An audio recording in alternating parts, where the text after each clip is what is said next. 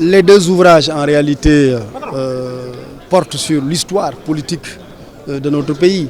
Le premier qui a été publié déjà il y a un peu moins d'une année, intitulé La réforme constitutionnelle du 20 mars 2016, la révision consolidante record.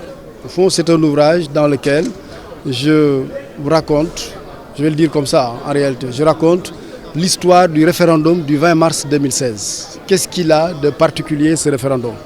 Et il avait essentiellement deux points de particularité. Le premier, c'est que c'était la deuxième fois dans l'histoire politique de notre pays qu'un président de la République utilise le référendum pour réviser la Constitution. Généralement, on utilisait dans notre pays le référendum pour une nouvelle Constitution. On a connu un référendum en 1963, on a connu un référendum en 2001, mais c'était pour faire une nouvelle Constitution.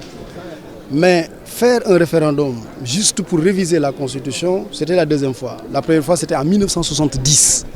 Donc, pour moi, ici, la particularité procédurale importante, c'était que le président de la République, Macky Sall, qui est au pouvoir, n'a pas utilisé la voie parlementaire. Alors qu'il aurait pu utiliser la voie parlementaire, il y a une majorité parlementaire confortable, et puis voilà, avec la discipline de vote, il n'y a aucune inquiétude, aucune crainte. Mais le président a choisi la voie risquée du référendum. Il a choisi de consulter le peuple. Il a choisi de redonner la parole au peuple. Donc on a connu le 20 mars 2016 un référendum constitutionnel. C'était important. Il y a pour ainsi dire, une sorte de réhabilitation du référendum. On avait oublié le référendum un peu dans notre pratique politique. Le président l'a réhabilité. Deuxième élément important qui me paraît justifier cet ouvrage, c'est que la révision constitutionnelle de mars 2016 aborde beaucoup de questions, apporte des changements sur un éventail de domaines. Par exemple, c'est lors de cette réforme qu'on a enrichi les droits fondamentaux dans la Constitution, qu'on a amené de nouveaux droits. À l'époque, ça avait suscité la polémique, mais on s'est rendu compte qu'au fond, ça a enrichi les droits des citoyens sénégalais. On a revu le statut du président de la République, par exemple. Pendant longtemps, il y avait des discussions sur la durée du mandat, est-ce que le nombre de mandats que le président peut avoir.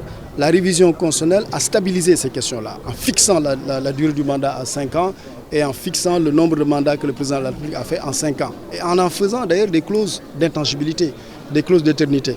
La révision a porté aussi sur, par exemple, l'Assemblée nationale, en reconsidérant ses pouvoirs, notamment en termes d'évaluation des politiques publiques, le Conseil constitutionnel, la décentralisation. Bref, c'est une réforme tellement substantielle qu'il m'a paru important de lui consacrer un ouvrage. Et c'est pour ça qu'on l'a appelé la réforme consolidante record.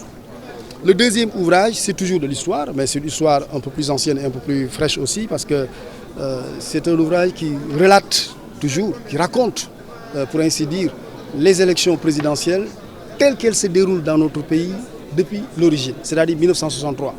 Parce que dans notre pays, c'est en 1963 qu'on a organisé la première élection présidentielle, l'élection présidentielle inaugurale.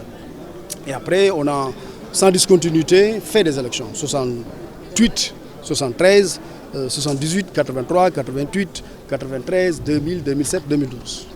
C'est vrai que dans un premier temps, les élections étaient plutôt fermées, parce que seul le président Senghor était candidat, notamment en 63, 68, 73. En 1978, on ouvre l'élection. Pour la première fois, on fait une élection concurrentielle, une élection qui est démocratique. Et depuis lors, les élections ont été ouvertes et on a connu dans le pays une alternance en 2000 et une alternance en 2012. Donc il y a vraiment une glorieuse histoire électorale qu'il fallait raconter.